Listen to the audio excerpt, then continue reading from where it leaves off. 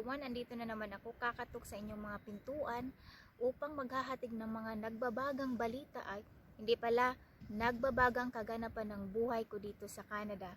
At bago ko simulan ang video na ito, regards ko muna yung dalawa kong kaibigan na andyan sa Dubai na sina Michelle at si Belle. Si Belle Ayag at saka si Michelle, mga karoommate ko yan dati at kasite ko sa site 25. Si Michelle naman tagadala ng pagkain sa site namin kasi siya lang ang pwedeng makapagluto kasi may asawa na yan siya, so may bahay sila. Kami, hindi kami pwedeng makapagluto. So yan ang buong istorya namin sa Dubai. So kung sino ang gustong magpa-shoutout, message nyo lang ako kasi itong channel ko na to, libre broadcast, libre dakdak, libre buwa-buwa. So wag nyo nang patagalin, panoorin nyo na po yung video ko, guys.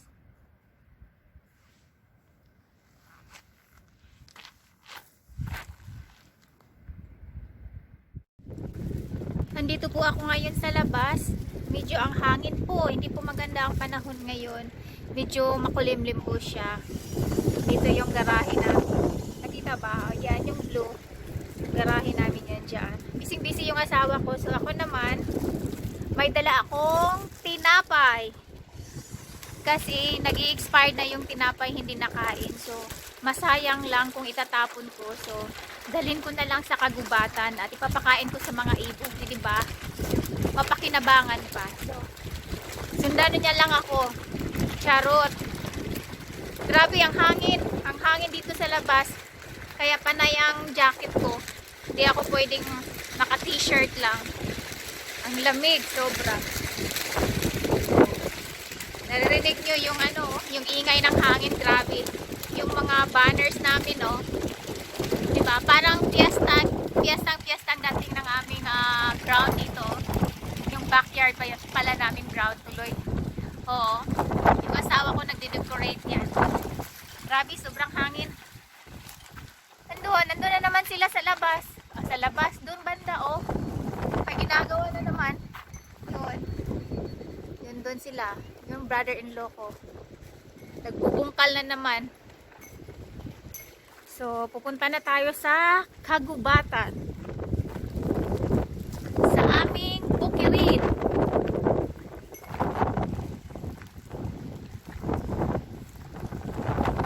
Yan.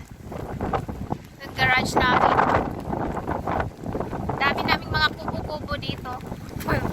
Separate yung garahean ng sasakyan.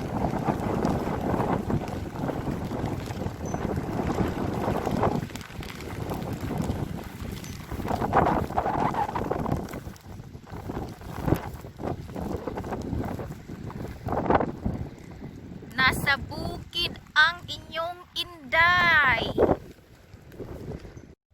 So ngayon nandito na ako sa aming kagubatan charot. So itong tinapay ko kasi wala akong nakita pang seagulls dito o mga ibon at saka squirrel.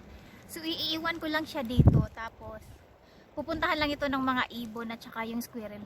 Mag-aagawan yan sila for sure. Kasi meron akong iniwan dito, kinabukasan wala na siya. Kasi sabi ng asawa ko, matakaw yan sila sa pagkain. So ito, iwan ko na lang to dito. Yan. Kalat ko na lang. Kaysa naman masayang yung tinapay namin, di ba? At least makapakinabangan pa sa mga ibon. Busog pa sila. Yan. Dami kong nilalapag. Yan siya. Isang pack talaga, sayang. Kasi hindi naman ako masyadong kumakain ng tinapay, eh. Alam mo na si Inday, nagda-diet. Supposed to be pang burger namin to, eh. Kaya lang, naabutan na ng expire. Yan tuloy, sayang. Mahal pa naman yung mga bilihin dito. So, kakalat ko lang siya. Mag-i-enjoy to sila. Promise. Yung asawa ko dun, busy-busy na naman. Grabe ang lakas ng hangin. Kung maririnig nyo, yung alon ng dagat, grabe. Grabe. Grabe ka breezy. Napakalakas. Pupunta sana ako sa dagat, kaya lang ang hangin, grabe. Ang lakas.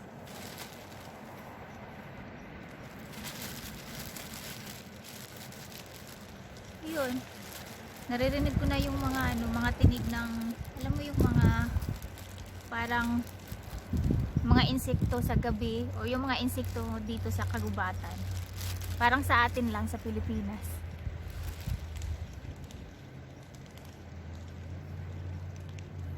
Pag nakita ko sa aming kapitbahay, siguro sasabihin na papaning na to ah.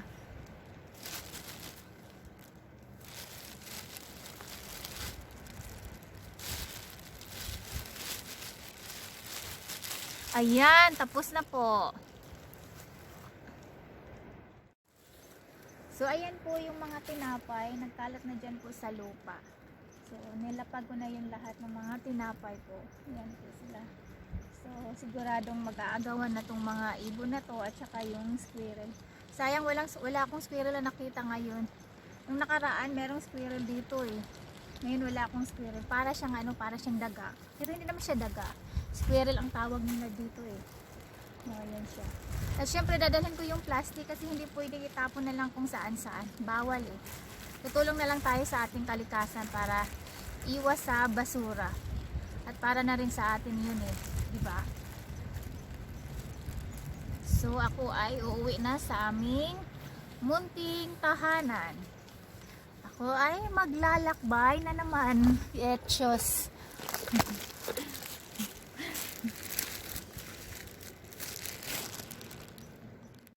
So tapos na akong magpakain ng mga ibon namin dyan sa kagubatan. Sisilipin ko muna yung aming mga manukan dito.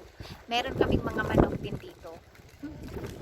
Ayan, nakaabang na sila. Tinitingnan na nila ako kung may dalang pagkain. Sorry, wala akong dalang pagkain kasi tinapay yun, hindi pwede kasi sabi ng asawa ko, lumalambot daw yung shell nila pag pinapakain mo ng maraming tinapay. So ayun, hindi ko na sila dinalhan ng tinapay.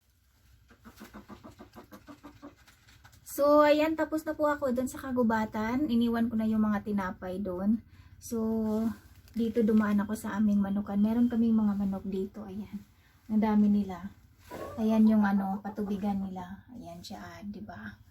Ayan ang kinukunan namin ng mga itlog araw-araw. So, hindi na kami bumibili ng mga itlog. Kasi meron kaming small poultry dito. Ayan. Yun, may butas. Kwarto-kwarto sila. Doon may butas, pwede silang papasok. And din, doon, meron ding pintuan. Kasi may mga maliliit din doon na manok. Hoy, wag kayong mag-away ha. Wag magkukulitan. Charot lang. Bahaw iti diri, oy. Bahaw kayang iti. Muna naka... Oh. Ay! Natatakot sila. Aray ko. Aray ko.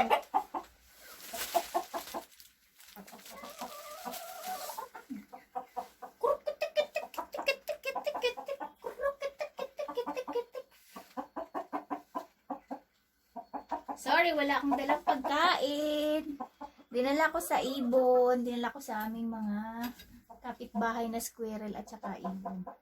So, lilipat tayo doon sa kabilang kwarto. Meron pa kami doon. O, dyan lang muna kayo ha.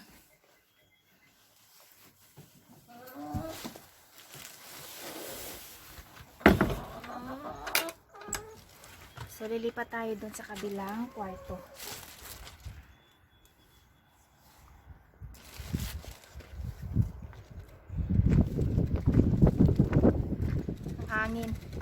Mahangin ngayon, walang araw. Medyo makulimlim.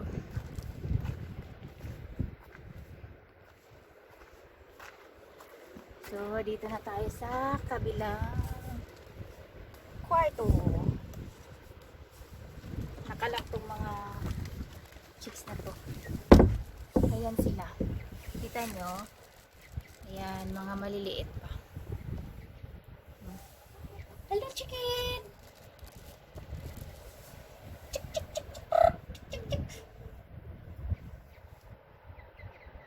Ayan sila. Naghahanap yan ng pagkain.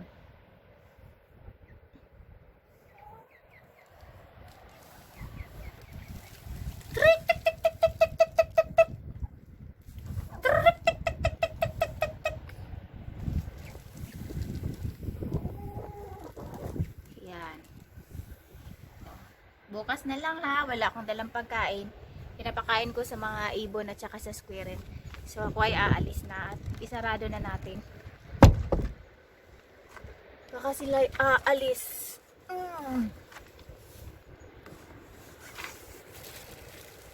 So ito yung paligid namin dito. Nasa kabukiran at kadagatan.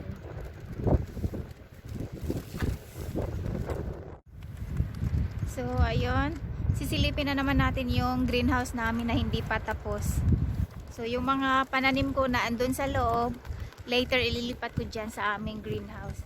Yung greenhouse namin, pink greenhouse kasi yung kulay fuchsia or fuchsia pink, whatever. Ito siya. Ayan po ang aming greenhouse. Ayan. Hindi makita.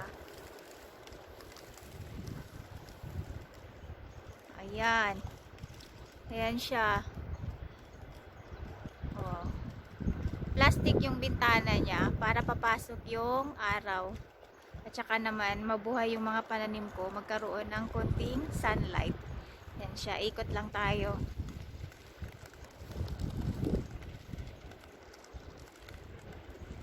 Ayan.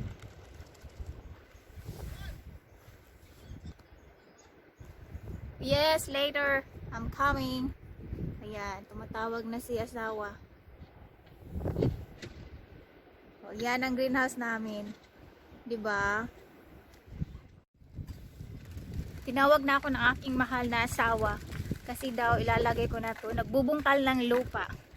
Nagla-landscaping.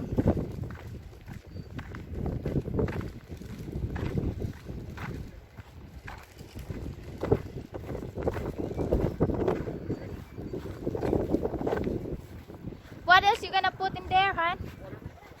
Oh, okay, this one. This is artificial flower. So where you gonna put this one? Wherever you want to. Here is our, how do you call that one, hon? Our, what is that? The planter. Yes. Oh. Parang ritaso ng kahoy. Galing yan sa dagat, kinuha ng aking asawa, tapos nilagay dito. Ang baho!